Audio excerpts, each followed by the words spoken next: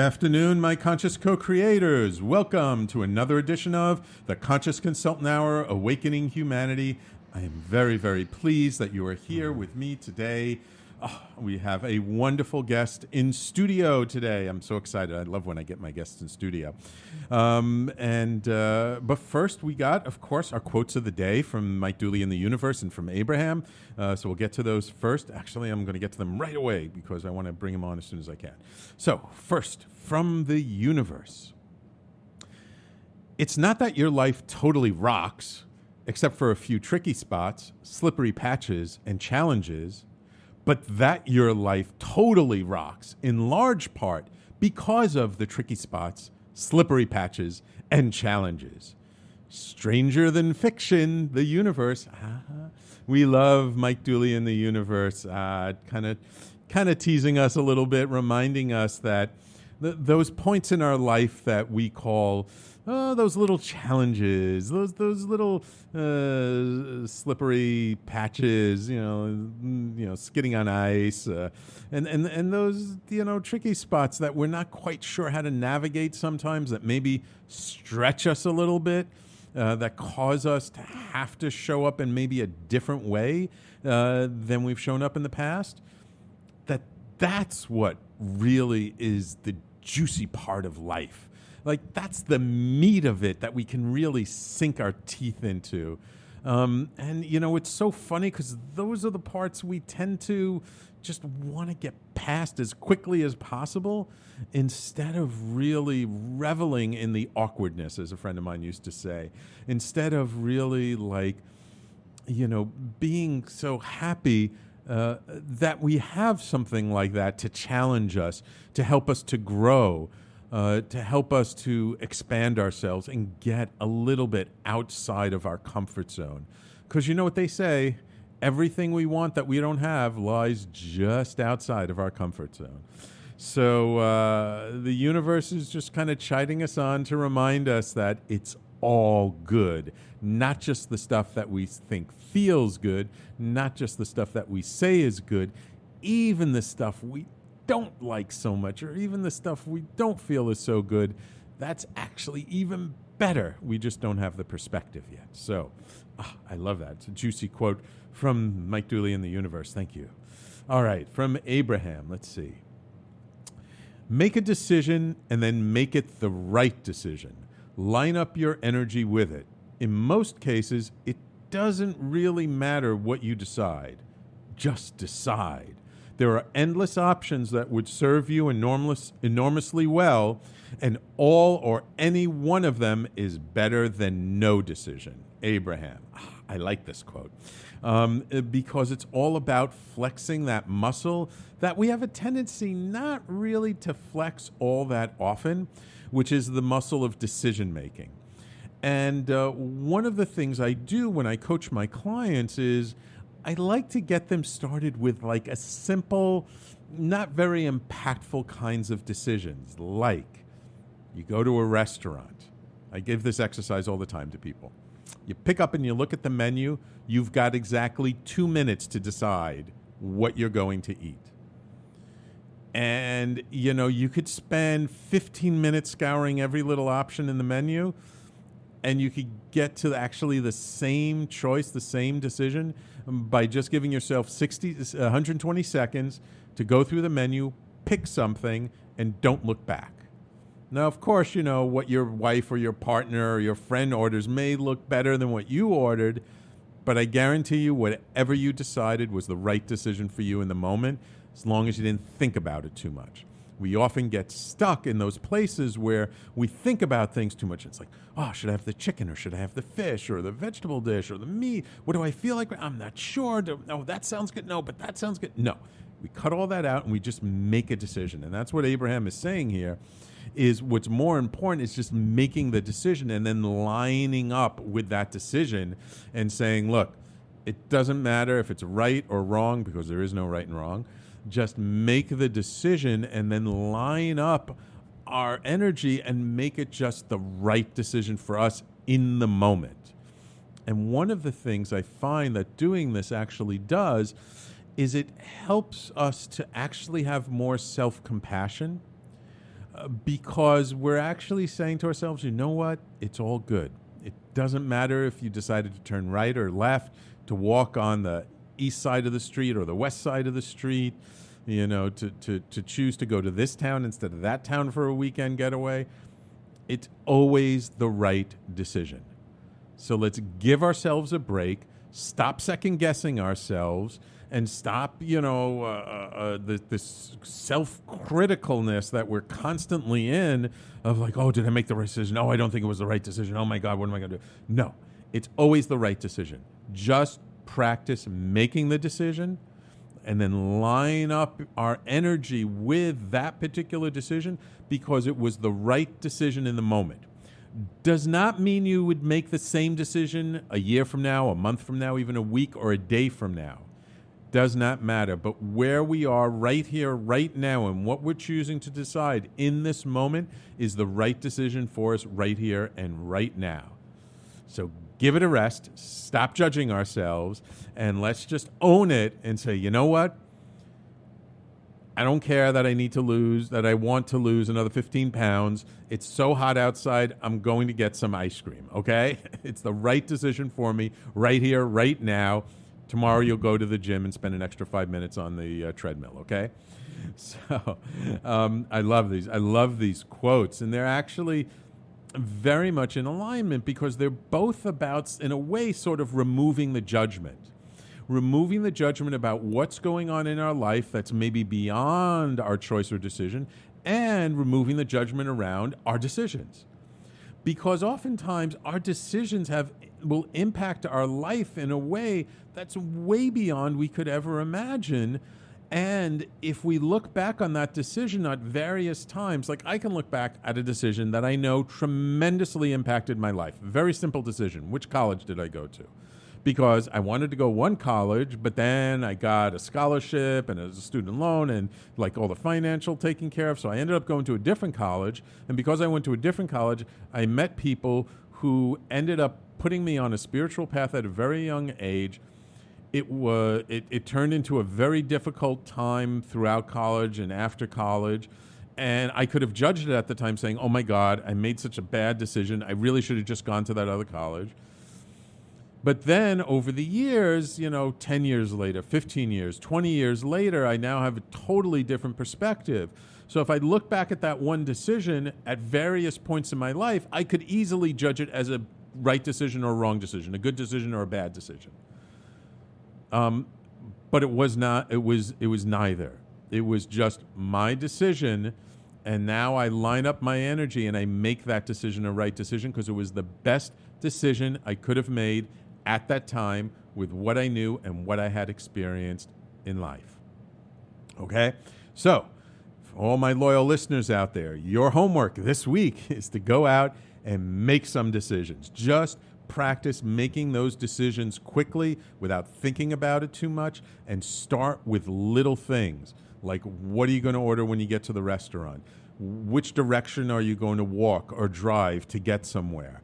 When you go to a store, maybe you're trying on some clothes, just quickly decide when you're looking through the rack what piece of clothing you want to take off and try. Little things that aren't going to have a tremendous impact on your life. Get used to it. Baby steps, be gentle, be easy. Start with that, and then over time you build up that muscle, and then you can start applying that to even greater decisions, and you become more confident, more in alignment, and really just feel better about your decisions overall. So, 2 wonderful, amazing quotes from Mike Dooley in the Universe and from Abraham. I hope you enjoyed them. I certainly did. And I think they're actually rather apropos for our guests that we have in studio today. And so it is my pleasure to welcome Jonathan Bender, who has been a transformational workshop leader, coach, and trainer for over 20 years. Woo! That's a long time. He's coached and taught both live and online trainings to thousands, focusing on self-expression, public speaking, personal growth, and the performance of your life. He's the founder of Whole Speak LLC and the Performance of Your Life. He spends his time teaching how to show up in life and on stage with authenticity, power and dynamic presence. And I've seen this guy coach people. He's amazing. And has a mission to help our world heal the wounds of disconnection, find greater presence on stage and in life. Welcome to the Conscious Consultant Hour, Jonathan. Thank you, Sam. It's great to be here. It's wonderful. I'm so happy we could get you while you're in here from the left coast, as we like to say. That's right. So how did you end up being sort of a transformational coach? Was this always something that was kind of part of your life, or was it really something that developed over time? Gosh, I probably would say that it began when I was 14, which is when young. A couple of significant things happened. One was which I joined my high school speech and debate team. I joined my college speech and debate team. I did that one as well.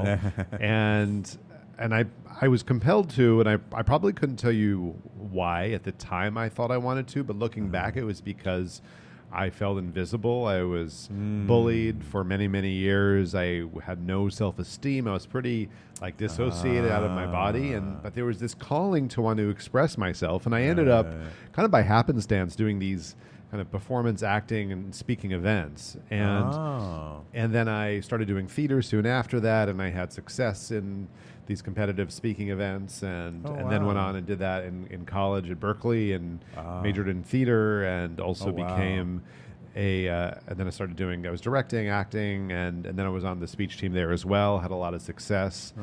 And from there, I kept being asked to coach because I had a lot of I had a lot of success. And what happened was that I said, well, I don't know. I was kind of making a living as a self-taught web designer. And really? You did tech stuff? I started that early on. This was like early .com boom days. And then I ended up coaching for these high school teams, and immediately had state finalists, state champions, national finalists, and that was kind of the start of my coaching career. But the other thing that happened when I was 14 is I had my first spiritual awakening. And so I suddenly started, one day in English class, started seeing auras and healing and working with energy and then channeling and all this stuff started when I was 14 and 15. And so a lot of stuff woke up at that age. So because of that, it kind of it was this confluence of awakening and self-expression and finding your voice as I did it, and then other people began to as well, and I started to teach that, and I really created my own method based on how all of that came together. That came together more after I did my graduate work, and then that's when I formed WholeSpeak. Oh, beautiful, beautiful. See, I joined my college speech and debate team, but for a totally different reason. A friend of mine that I knew from, I think the Jewish Club or something, invited me to come to one of the meetings, and I went to one of the meetings, and I remember meeting the coach, this guy Fran, who had been on the school speech and debate team when he had been there, and he was such a fun guy. And I just enjoyed being around him, so I just joined because I wanted to hang out with him. And then, I remember doing my first speech at a tournament, and I had everything written out on these index cards. My handwriting was awful, so I could barely read what I wrote, and I stammered my way through the whole thing, and it was the worst speech I ever gave in my life. And the good news was it was the worst speech I ever gave in my life. And then I just kept practicing and getting better and better. I actually took a couple of acting classes while I was in college, but I don't know. I really don't know why I didn't pursue it. I guess, the same reason I also took some art classes. It was more self-exploration, but I didn't want to be a starving artist when I graduated, so I ended up getting a degree in IT. Sure. That's why I started off in technology as well. Okay, so we're going to take our first break. When we come back, let's talk a little bit more about sort of how your work has evolved over the years and what really the message is now behind your work, okay? Sure. Awesome. So everybody, please stay tuned. You're listening to the Conscious Consultant Hour, Awakening Humanity, and we'll be right back after these messages.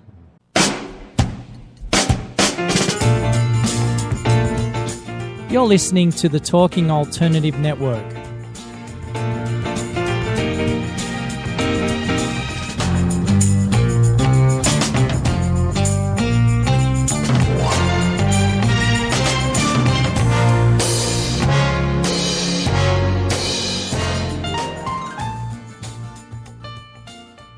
You're listening to the Talking Alternative Network.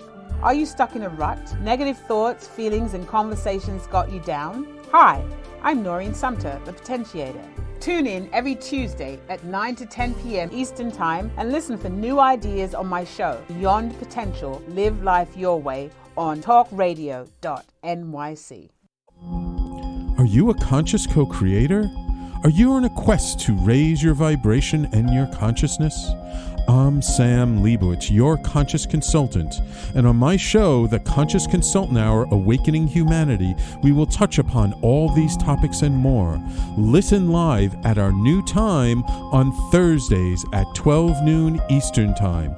That's The Conscious Consultant Hour, Awakening Humanity, Thursdays 12 noon on talkradio.nyc.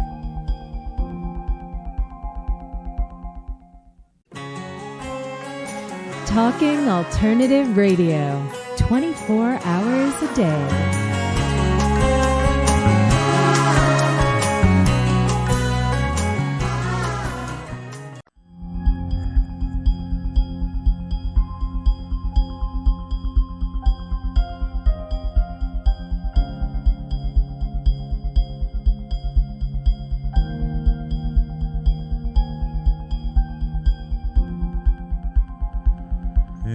Welcome back to the Conscious Consultant Hour, Awakening Humanity. We do this every Thursday, 12 noon to 1 p.m. Eastern, right here on talkradio.nyc.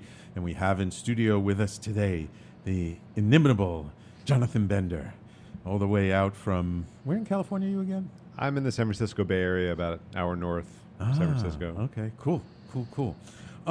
Okay, so 14, you had an awakening, you joined the speech and debate team. You graduated and sort of created this whole business around helping other people express themselves. Mm-hmm. This is something, and I, like when I have friends, kids who are in high school and college, I always recommend, no matter what they're interested in, to try out for the speech and debate team, because it's something that really helps us in all different areas of our life, isn't it? It's really helpful, and it's also a little strange in that, like, providing this experience within the realm of a competition has benefits and drawbacks. It's great that you get to do it a lot, but depending on your relationship to competition, it may drive some and take others. But often it's like, oh, well, I got second or third, so I didn't win, so I'm not good enough. As opposed to like really recognizing each person's voice as it comes out, right? So, or recognizing the fact that they just did better than they did before, regardless of what the judge says. Right. Yeah, so it is kind of an urge to grow, but not always for the right reasons. Yeah.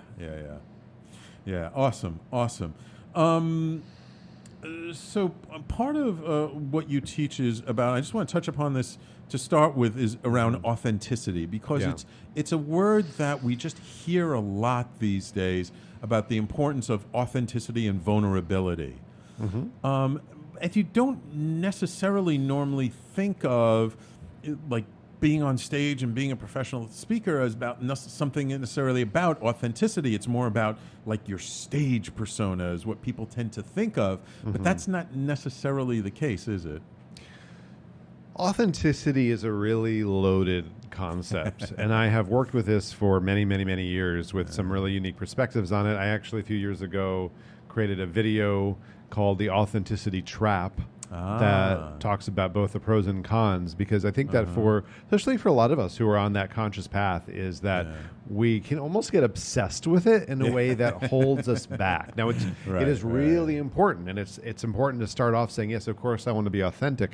But then you start asking, what am I actually being authentic to? And that something that can happen is that we can be authentic to an old version of ourselves, not to who we can become. And our potential and what we want to cultivate and grow. So now, that being said, for a lot of people in the business world, just even moving toward being authentic as opposed to doing kind of the practices or what you think you should, or the marketing methods, is like a lot of that just feels so fake and contrived that working to let that go is a good thing. But I think it's really asking, well, what is authenticity? And there's a lot of perspectives on this. And so on one level, it's really being honest. I think just basically, are you simply just like being honest, being forthright, showing your feelings, being okay with that, not being overly contrived, meaning like there's a lot of marketing methods saying, oh, well, you have to follow this webinar format. Or you have to, if you don't do that, it's follow just this blueprint, right? Exactly, or whatever it is. And that usually when they say you have to do that, it is never true. There are always other ways to do something. Absolutely. And finding a way that your calling is. But we have to look at that line where we want to grow into who we can be and not be just faithful to who we perhaps were in the past or idea of who we are. Yeah, and we really want to support sort of the direction that we want to go, and by really kind of stepping into and living into that direction that we're going, we're actually giving ourselves more energy, more juice for that direction, aren't we? Right. And so this goes back to the quote you just read about making choices. Is that I think of it as choices rather than decisions. Okay. For me, now this is just a little thing for me, because I can get stuck in my head like a lot of us, and you can think about what's the thing back and forth, and you can weigh a decision versus like a choice is usually connected with where we want to grow into.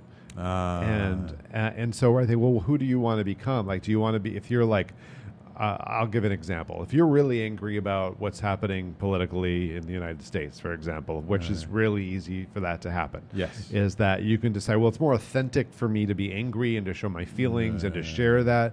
But ultimately, is it a more effective vehicle for change to be angry or to be loving? And you can also take clear action from a place of love. And you can decide, well, I can create action, but I would like to cultivate and be someone who is clear, who communicates well from that place of love and compassion. So that would be a direction that we can cultivate it. Right. I remember one of the old hosts who used to be on the network, Monty Taylor, who was a Jungian astrologer, and he was very much into mythology, and he was wonderful. He said the word decision comes from, I believe it's a Greek word that means to cut off. Because when you make a decision, it's like you're cutting off certain things and you're only moving ahead in one way, whereas choice, it has a little bit of a different energy around it, I guess. Right. So there's pros and cons of each, and that has me want to look up the etymology of choice as well. So I want to ask you, you've been doing this now for over 20 years. I mean, I imagine you've seen things change over time. I mean, the way you work with people, do you find like, or maybe not, I'm just assuming, do people have the same challenges around how they present themselves as they did 20 I think years ago? The only issue really is so are you mostly, is your audience more coaches and consultants who are coming here, or is it more like entrepreneurs, solopreneurs, people like that? Right, yeah. So I would say is that especially for entrepreneurs, when you're looking at means of marketing communication, it's gotten a lot more formulaic over the years in a different way, where it used to be that you had to, as you know, that you have to have the money to pay for like certain types of advertisement, and now it's much easier to draw people in, which has benefits, but it gets so formulaic that can create a certain problem. But generally, honestly, is that people deal with the same issue. Like I was actually, just before coming in, I was having lunch with an old friend of mine. We were in the undergrad theater department together at Berkeley, and haven't seen him in 25 years, and we were catching up. And he's a director, actor, he's a yoga teacher, and he was saying, I still like get nervous if there's more than 5 people there. Oh, interesting. And this is so common, and so I know what I was like. I hear this all the time. Now everyone has a threshold, but I hear a lot. I'm fine with maybe 2 or 3, 4 people. For some, it's only 1. For others, like, it's fine over 100. But like the issues that come up about how do we work with the more people in the room and not get intimidated by that. That's a common thing. It's also, how do we create more connection? How do we move out of our out of our own like box, and to be able to be more animated and expressive while also being authentic. Right. So the issues, the core ones, have been around and don't tend to change very much. Right. But has there been any new trends or anything you see popping up, or no? It's really just sort of the same thing. I see the same problems happening over and over and over again, and so it's not. I can usually predict the reasons why I'm going to get a phone call or email. So it's usually confidence, or some sort of nerves and fear of judgment. It's how to craft talks that are effective, that aren't formulaic, but also that you can create a signature talk, that you know how to create a TED Talk or keynote that's engaging, they get standing ovations even. It's also how to become more expressive, dynamic, issues with vocal power, body language. Like there are very set things that I tend to see, or like leadership presence is another one. So I would say, if anything, that it's not necessarily a trend, but it's more of a buzzword now of leadership presence, executive presence, that is something of more recent years that people want, which is great, because I think we need more presence in life. Right. And it gives me a way to talk about that in a way that applies to both professional and personal situations. Right. I'm so glad you brought up presence. Now, you're a fellow member of the Evolutionary Business Council, like myself, and I recently spent a weekend up in Vancouver with Satyan Raja, and he called it contact, but to me it was all about presence, about how present you could be with that other person in the room with you, or group of people in the room with you. What would you like to share around, just that idea of presence? How can we be more present when we are doing a presentation, when we do have a room of people in front of us, or whether it's 10 or 1,000? So presence is one of the core things that I teach, and a lot of people think you have it or you don't. The same with charisma, and that's just not true. These are things that can be grown and learned, and for anyone who is on any sort of conscious path, presence is a buzzword. It's like we want to be more present. And the same things that apply for being present in your life, on your spiritual path, also apply for being present and growing your presence as a speaker. So presence is really the art of being present, and there are several different ways to look at that. One is you want to be present physically, like embodied, and not too in your head, or you want to be present emotionally and open and connected, which says that vulnerability factor is actually being open to anything can happen. It's being present, like mentally tuned in there and not kind of thinking to something else, and it's being present energetically. You can grow your energetic presence. Now, another way I define it is that presence largely comes about if you are both deeply relaxed and comfortable, as well as if you are connected. And a little bit... Connected with yourself or connected to others? Yes. So first, in terms of comfort, is that if you're not relaxed and comfortable, you are probably in some degree in the fight, flight, or freeze response. So if you're in freeze... that's for speakers when your voice gets a little bit higher, and it's when your body language gets stiff or you lose facial expressions. Those are all signs of freeze response. And so when you learn to be really relaxed, by the way, other signs of freeze response are like sweating and dry mouth and heart beating fast and a bunch of different fun stuff that tends to come up. And I've experienced all of it over my career. So but you can learn to work with that in embodied ways to create more relaxation and program that in. And also in terms of the connection, I have a whole body of work around connection, which is really the intersection of connecting with yourself and something greater than yourself, and a little more what I call interconnection and interconnection of how we connect with others. And if you don't maintain your interconnection, then most likely you're going to get nervous or inauthentic. You have to keep that while you are connecting with others. And that's really... There's a lot to say about that, but that's a starter. Yes, absolutely, absolutely. Okay, it's time for us to take another break. When we come back, now that we've talked about connection, let's talk about disconnection when we come back, because that's also a big part of your work, isn't it? Well, hopefully changing that. Exactly. So everybody, please stay tuned. You're listening to the Conscious Consultant Hour, Awakening Humanity. We do this every Thursday, 12 noon to 1 p.m. Eastern. My guest this hour is Jonathan Bender, and we will be right back after these messages. You're listening to the Talking Alternative Network at www.talkingalternative.com. Now, broadcasting 24 hours a day. Talking Alternative.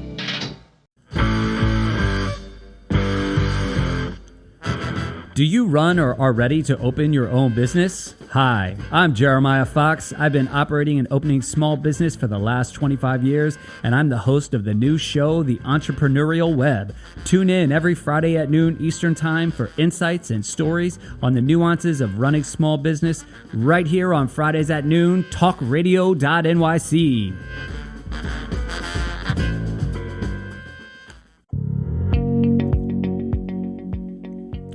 Do you love or are you intrigued about New York City and its neighborhoods? I'm Jeff Goodman, host of Rediscovering New York, a weekly show that showcases New York's history and its extraordinary neighborhoods. Every Tuesday live at 7 p.m., we focus on a particular neighborhood and explore its history, its vibe, its feel, and its energy. Tune in live every Tuesday at 7 p.m. on talkradio.nyc. You're listening to the Talking Alternative Network. Are you stuck in a rut? Negative thoughts, feelings, and conversations got you down? Hi, I'm Noreen Sumter, the Potentiator. Tune in every Tuesday at 9 to 10 p.m. Eastern Time and listen for new ideas on my show, Beyond Potential, Live Life Your Way, on talkradio.nyc. Talking Alternative Radio, 24 hours a day.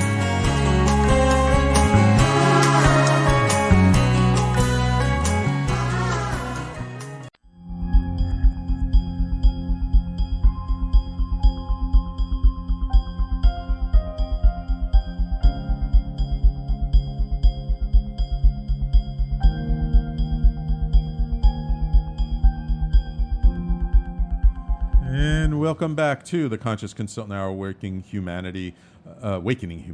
Just a quick shout out to my loyal fans on Facebook Live, Patty, Anthony, Tony, and who was that? And Vladi. Thank you for tuning in today. So, Jonathan, before the break, we were talking about connection and presence. What about the opposite of that, disconnection? Is that something that's more or less prevalent today than it was 20 years ago? More. What a surprise. And I think there's a confluence of factors. Yeah. So I'll speak briefly about the professional side of it, which is less of what I care about in a way. But so I started geeking out around connection because for a couple of reasons. One, I was tired of going to networking events that sucked. Yeah, there's a lot of those. That were forced and weird. So I started teaching conscious networking in about 2010 and then developed that more. And then also I was really interested in how do you connect with an audience and how does that really work? Because I saw so many great speakers who might have been exciting and motivating, even dynamic. And at the end, the audience is exhausted. That's a sign that there's a disconnection. They're not tuning into the audience. Or what's more common is that someone might be under impacting them, that they're like, okay, here I am talking this and that, but they're kind of interested maybe, but not that engaged. Those are signs of not having that connection. And also what happened with social media then is it got especially formulaic in terms of business approaches. And that's when you start getting constant messages on LinkedIn and all these webinars that are formulaic. And it's so formulaic, it takes away the connection. But the other thing that's really happening in society is that people are so much in fight, flight, or freeze response because of what is happening politically in the U.S. Now, it's not that this is and new. Around the globe. Totally. I mean, you heard just definitely what just happened in England and happened in other countries. So but I'll just speak here because I travel a decent amount and about outside the country. But when you just look, not that it's not happening elsewhere, but if we think about the United States and the messaging that happens, especially by the current president, that it's constant fight response. He's insulting people. He's posturing, positioning, putting people down, and a couple of things happen as a result of that. Is that other people who are on his side may go on to fight response with him, and they say, "Yeah, that's right," and they are also attacking, or they may go fight response against him. and then fight back, and then or they're angry and they post about it on Facebook and links to article analyzing things, or they might just go into kind of freeze or flights where they just like, I'm just going to retreat and not even look at the news and not deal, which also, especially if you're not being directly affected by it, that's a really easy thing to do. Or just even go into collapse. Like that is also an effect of that. And and it just it's really just in the last few years has gotten really bad. Yeah. So what's happened is the level of disconnection that's happened. And if you look at in Buddhism, like they look at the fundamental cause of any type of suffering is this belief that we are separate. Yeah. And that you are different than me. And that we're in that fight or flight, and this type of protection and safety mechanism that starts to come in is that we have to protect ourselves. It's not safe. Right. And you are other. And that level of disconnection, I think, has created a huge heightened epidemic that's not new, and certainly is often felt especially by anyone who's from any sort of oppressed population. But as that's been going on a lot longer, but everyone, I think, is just feeling it even more, that level of lack of safety. Right. Yeah, one of the things when I hear people talk that I like to say is there is no them. Right? There is no they, there is no them, there is only us. Because we're kind of in the boat, we're all in this boat together. Right. And, there's a line between being able to not be colorblind and to acknowledge difference. Yes. And being able to say, oh, well, on one level, you are really different. You've experiences that I can't possibly know or even understand or get. Sure. And at another level, we're all human, and we all will have that fight, flight, freeze response kick in. Sure, and we all want to love, we all want to belong, we all want to feel safe. Right. And that what happens, though, is usually we are waiting for someone else to to be able to make it safe for us. Right. We want someone else to initiate, sort of take the action instead of us making it safe for ourselves or for them. Right. And that's like, how can we initiate that and decide, I'm going to go out now and look at how can I be like a beneficial presence, right? A source of love, of inspiration to other people who might be suffering or who might be struggling. And so, but looking for that opportunity and that, but what I have started doing with my work on connection is breaking that down like step by step. How can anyone be able to like make that choice to get those skills so that you can just perhaps like look at the news and not freak out, right? And how can you not lose yourself in that reactivity that happens, and be able to inspire others and to create that or recreate the connection that we all really want. Right. And doing it, I'm assuming, like not just with our words, but with our presence, with our energy, with our with our I don't know, our vibe. Yeah. So could I talk through the steps? Sure. Yes, please. Okay. So this is what I call the path to connection, and there are several steps to it, and I'm kind of just like talk through it, and I'm not going to lead through the whole thing, but you can start to play with this on your own. So the first step is connecting with yourself. So this is ironic, especially for people who are doing public speaking, is we're so focused on everyone else. Right. And instead is how do we tune into ourselves? And so you can do that in a myriad of ways. So you can you can even just like stretching, getting in your body, holding your hand over your heart, like tuning into your own life, your own preciousness, and taking time for that is something we usually don't do because we just get sucked into social media, into what's happening around us, and even right now, if you like put your hand on your heart and take some nice deep breaths. And just starting to like calm the nervous system down. So there are lots of practices for this, but I want to name that as the first step. And from there, after we connect with ourselves, is connect with the earth. And one thing you can do is you can send roots or grounding cords deep into the earth. You can hug a tree if you're in New York, or get out of nature if you have access to it. And that's also important to know that we are supported by the earth. Yeah. The third step is connecting with something greater than yourself, whatever Yes. is the right framework for you, whether that's the universe or spirit or however you see that. Or your own higher self. Your own higher self. So I like to leave this open because I work with a wide range of audiences. Mm-hmm. And then from there, it's connecting with your intention. And your intention is important because most people's intention is not to go and hurt others. But Yeah. if we're in like fight or flight, then we may end up doing that Right. without realizing it. And so if we set our intention, that becomes our kind of guiding light that keeps referring us back to, what do I want to do here? What is the impact that I really want to make? Right. So those four things are interconnection. And the trick is how you maintain that as you move into interconnection. Because we know that most of us aren't feeling safe. So we walk out in the world, it's easy on a subconscious level or conscious at times is to be like, is this safe? Is this person Right. okay? Right. And so, but if we keep grounding and tuning into ourselves and connecting with something greater, remembering our intention, that guides us so we don't lose ourselves like a lot of empaths, intuitives, introverts tend to do. Yeah. So, and then interconnection is really two steps, which is receiving and giving. And how do we tune into others more deeply than the outer appearances that we have culturally conditioned to be able to look at? Right. So, And it's tuning into, like you mentioned before, tuning into others, but without losing ourselves. right.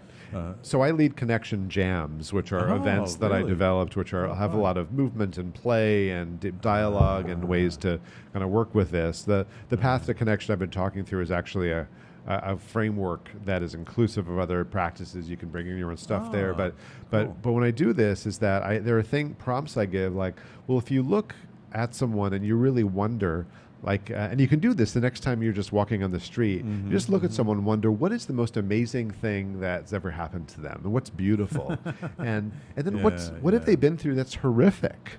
And like, what have they been dealing with that they're not going to show in their face when they're in the subway or in the restaurant or in the grocery store? So, and then from all of those things, we choose how we want to impact or engage or share, and how do we honor difference? How do we appreciate where synergy comes in? So this is kind of some of how I teach the path to connection, so that we can really start to heal our society, because it's not going to happen by waiting for someone else to suddenly wake up. We have to be the ones who choose to like wake up. Yeah, we're the ones we've been waiting for. Right. You know, sometimes I like to play that game on the subway, like if I'm taking a long subway ride and it's not too crowded on the train, of just really looking around at people, because it's so funny because people don't look at each other on the subway. Right.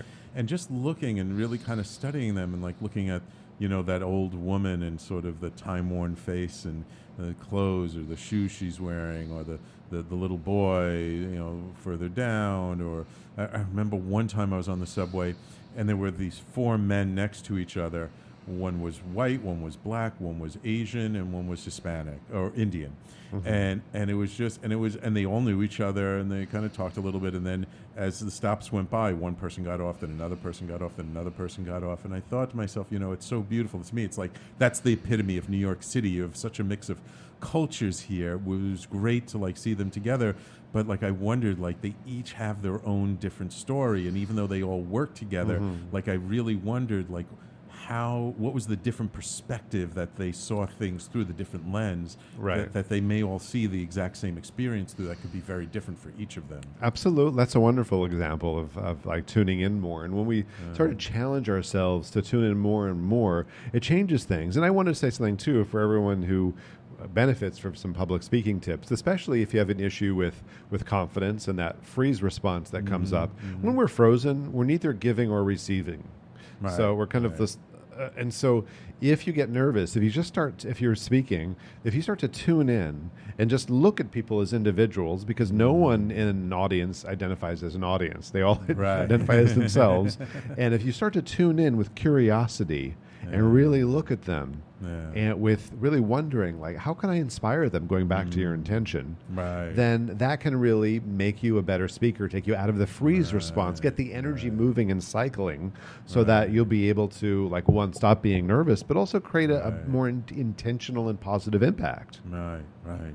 Oh, beautiful. Wonderful. Okay, believe it or not, it's time for us to take our last break of the show. Time flies when you're having fun. And oh boy, we got a bunch more people on the Facebook Live that I didn't notice before. So quick shout out to Nicole, Louise, Marcella. Great to see you, Marcella. Rob, Nancy, Keith. Nice to see you, Keith. William, loyal listener. Lisa, thank you for tuning in again. Camille, Eugenia, thank you guys for tuning in. All right, so when we come back, maybe you can give us some examples of some maybe famous speakers and some certain things that they do that you think are really key to, like, give people an idea of what you're saying and how it gets put into practice, if maybe you can think of those during the break, okay? All right, just little things. All right, you're listening to the Conscious Consultant Hour, Awakening Humanity. My guest this hour has been Jonathan Bender, and we will be right back after these messages. Talking Alternative Radio, 24 hours a day.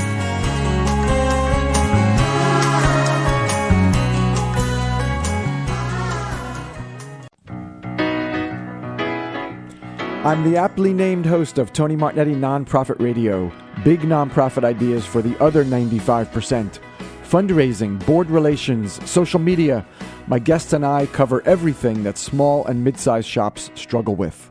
If you have big dreams and a small budget, you have a home at Tony Martignetti Nonprofit Radio. Fridays 1 to 2 Eastern at talkingalternative.com.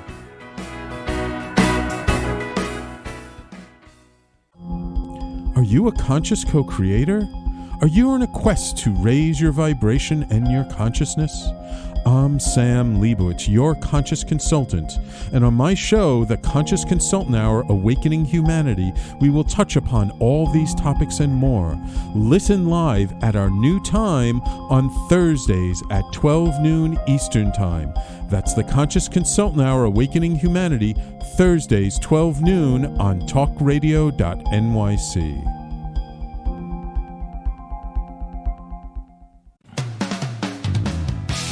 talkingalternative.com.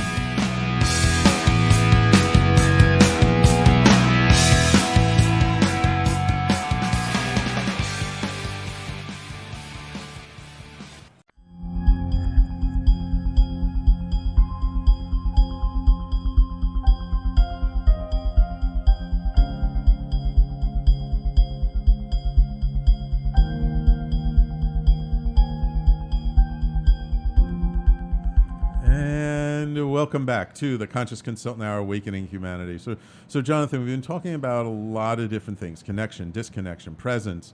I'm just wondering if maybe you can give some examples, maybe of people you've coached or some famous orators of like something that they did or that they changed that, you know, can show people kind of the impact of what making a little bit of change can really have a big difference. Yeah, sure. So there's something I work with clients all the time that I want to give a pretty famous example of, not someone I coached, although I'd want to do at one point, which is Barack Obama. Yes. And I saw him speak in 2008 in person when he was running, and I was supporting. I was actually coaching one of his major fundraisers. I was like, "Can you get me in to coach him too?" Because I thought he was brilliant and strong in some ways, but a little stiff and intellectual. But I would, if you compare speeches that he did in 2008 or 2009 to much later in his presidency, the one core thing that changed over time is he became more relaxed. And just like, if you just say, like, he kind of, which, and then there's several things that happened, is that he kind of went from, brilliant, but a little bit stiff and a little bit monotone. I mean, he had a good voice, but a little kind of one note to a degree. And when you become more relaxed, this was what we saw with Barack, is several things happen. So one, relaxing your body and in training that as part of your everyday response, everyday habit, which is how I teach. It's not knowing what to do when you speak or say knowing to be loving. It's a matter of like, if in terms of like an everyday application of these skills. It's what do you do every single day and how do you entrain that into who you are? So by becoming a lot more relaxed on camera, or speaking or in life is that you get out of the freeze response. Now, when you get out of the freeze response, you can start to bring in more presence because we again know that connection and also the being relaxation is a big part of presence, and also you can start to bring out your charisma and that's what we saw with Barack is that he has great charisma, but like anyone, if you're in freeze response or trying to be kind of do it right or be strong, is that's not as authentic. It doesn't have our real charisma, and charisma everyone wants, and I'll let you know what charisma actually is, how I define it. It's the you when you are totally relaxed, when you feel totally safe in an environment where people love you, and you may bring out that your kind of little sense of humor or that little weird laugh you don't want anyone to hear normally. Like all that's actually your charisma. And if you are in freeze response, it's not going to come out right. And so we want that body language, that voice, your personality to happen. And that's what I saw with him. And what I found is that, so that's like the number one essential tip, and it's what I do even like in my online training, Claim Your Voice. It's one of the very first steps is just learn to relax and breathe. And there is a bit of a method for that, but if you do that, that sets the foundation for being able to enjoy speaking, to be relaxed, to be able to be charismatic, effective, and really tune in with people and be effective. Wow. Yeah, absolutely. And I guess be more grounded in your body so that you do have that presence just naturally. Right. Yeah, and that's it. Often the presence is there underneath, but we have to kind of get our normal kind of outer, reactivity and response out of the way for that to be able to surface. Right. Beautiful. I'm just wondering, like, when you're working with somebody and coaching them about, doing more sort of public presentations, it doesn't have to be with, like, necessarily large groups, but even 20 or 30 people. Is there a difference in sort of how you connect or how you're present to an audience depending on its size, whether it's 5, 10, 20, 30, 50, 100 people? Well, there's a difference as far as what happens mentally.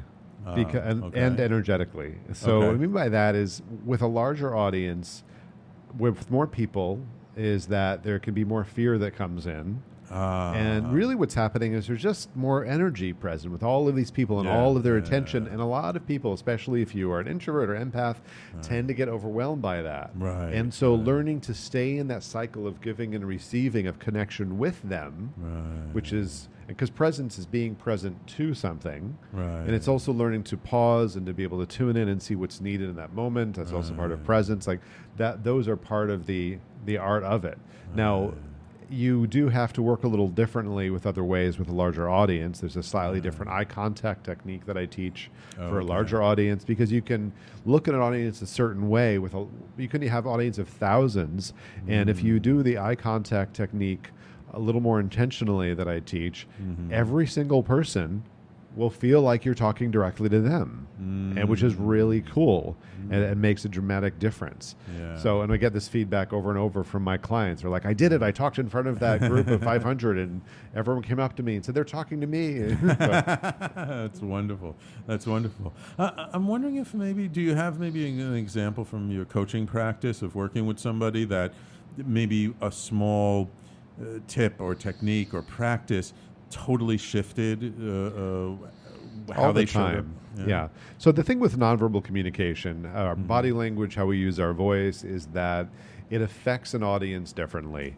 And every single aspect of how you use your body, what you do with your feet, your hands, your vocal tones, each of those has a different way they affect an audience. And so when you start to change that, then it changes things. So let me give one example of a tip that I do quite often, is that it's very common for someone who's doing a speech to pace. Or they just take a step here and there. Or they kind of bend one knee and they're kind of like shifting their weight. And what happens is that actually ungrounds an audience and it undermines your credibility. Oh, interesting. So like instead, for everyone out there who does yoga, is we know the most essential yoga pose is how do you stand, and some yoga traditions have you have your feet together. I like it when they are hip width apart, so that's generally like 4 to 6 inches, 4 to 8 inches roughly apart. Okay. And when you plant those there with your feet parallel, it'll stop you from swaying. Right. And it establishes like much more authority, credibility. Okay. And that's something that I hear all the time is it's a weird thing at first. We're like, oh, well, I want to move. Well, actually, your upper body can move and plant your feet and then walk with purpose, walk with intention instead of just kind of shifting back and forth. So in other words, don't just move for the sake of not staying in a spot. Move when like you want to move to a certain spot intentionally, maybe because you're shifting the energy in your talk or something. Exactly. When you move to a new spot, it shifts the energy, which could have to do with content or moving the emotion or different things. So Gotcha. Okay, I'm going to be a little selfish for a moment. All right. I'm wondering, do you ever coach people who are like doing podcasts? So you're on video, so you're not necessarily live in front of people, but you're still connecting to an audience. Sure. All right. So lay it on me. And you've been with me for almost an hour. What would be one thing you would tell me to do just slightly differently that would make a difference? Well, let's see. I haven't been going into my my assessment. I know, putting you on the spot here. No, I'm happy to do that. Normally, like when I work with someone, I'll do like a 35-point assessment of like very, very detailed of everything happening with their speech, the body, the voice. So, so one thing I would say is, let's try one thing. So, is rotate your shoulders back, and if you rotate them kind of like in a circle going back. Okay. Good. And then just shake it out so you're loose. Okay. And then if you let your chest kind of slightly be lifted, but then really relaxed. Okay. Because you notice that you always have this mic that tends to pull us forward. And so if you see what it's like to have the posture, just kind of like be open. And if you need to reposition the mic slightly. I see. Yeah, I also been going to the gym a lot lately, which it's been new for me. So I'm also a little more stiff because of working down the gym. So the question is first, how does that feel of being a little more upright? And just be relaxed, drop your chin a little. Yeah, it feels good. It feels different, definitely. How does it feel different? Well, I feel more like lifted up in a way, I'm like a little more focused on my chest area than I usually am. But it also kind of feels a little more opening, I guess. Yeah, and what that does is you're actually privileging the heart. And so it brings the heart out more, but your vocal quality just changed as well. Notice if people who are watching or listening notice this, is you just got like a little softer because it's like, it's like it's easy for the New York thing to go on as you're leaning forward a little bit and just like there's kind of an energy moving out. And so instead when you move away from the head and you bring out the chest, I am originally New Yorker, is you just start to speak more energetically and intentionally from the heart. And then notice what that does when you change the body will affect the voice. Right. Interesting. Wow. Well, thank you so much, Jonathan. It's been a pleasure having you on the show. I'm so upset that like we're out of time. I could talk to you for like hours around this stuff. Likewise. If people want to get in touch with you, learn more about you, how do they find you? Yeah. So I have some new stuff coming out, but one easy way that you could do is you could go to yourtruevoice.org. Okay. I mentioned before a video called The Authenticity Trap. Right. There's also some teachings in there about speaking and presence and confidence as well. So yourtruevoice.org is a short free course that I created they can look at. And there's also, in terms of, let's see, you can go to wholespeak.com. It's kind of, the site needs to be redone, so we'll see if it is soon. And you can also get in touch with me at info@wholespeak.com. That's whole as in everything, WHOLE, speak as in talk. Wonderful. Thank you so much, Jonathan. I really appreciate you taking time out of your schedule, especially to come in studio while you're here in New York City. It's a pleasure to having you present. My pleasure. All right. And thank you, my loyal listeners. Oh, my God. Thank you so much for tuning in today. I really appreciate whether you're tuning in on talkradio.nyc, via podcast. We're all over the place, iTunes, Stitcher, whatever, Spotify, or whether you're listening to the Facebook Live. I really appreciate you all. Thank you all. We will talk to you next week.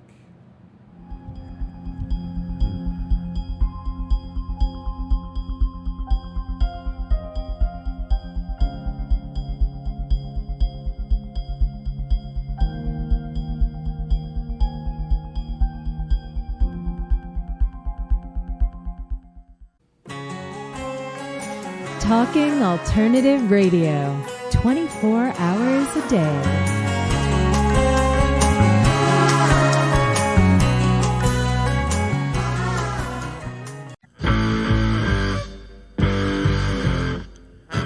Do you run or are ready to open your own business? Hi, I'm Jeremiah Fox. I've been operating and opening small business for the last 25 years, and I'm the host of the new show, The Entrepreneurial Web. Tune in every Friday at noon Eastern Time for insights and stories on the nuances of running small business right here on Fridays at noon, talkradio.nyc.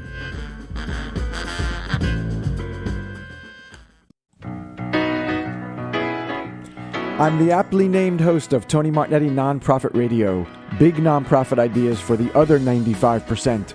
Fundraising, board relations, social media. My guests and I cover everything that small and mid-sized shops struggle with. If you have big dreams and a small budget, you have a home at Tony Martignetti Nonprofit Radio. Fridays 1 to 2 Eastern at talkingalternative.com.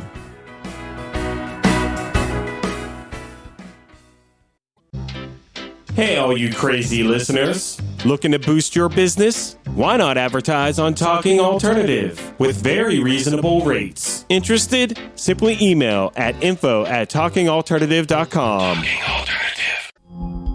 Are you a conscious co-creator? Are you on a quest to raise your vibration and your consciousness? I'm Sam Liebowitz, your conscious consultant, and on my show, The Conscious Consultant Hour, Awakening Humanity, we will touch upon all these topics and more.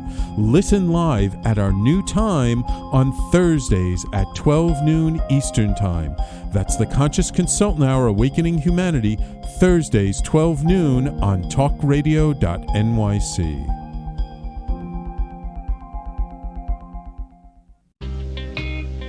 You're listening to the Talking Alternative Network at www.talkingalternative.com. Now, broadcasting 24 hours a day. Talking Alternative. Do you love or are you intrigued about New York City and its neighborhoods? I'm Jeff Goodman, host of Rediscovering New York, a weekly show that showcases New York's history and its extraordinary neighborhoods. Every Tuesday live at 7 p.m., we focus on a particular neighborhood and explore its history, its vibe, its feel, and its energy. Tune in live every Tuesday at 7 p.m. on talkradio.nyc.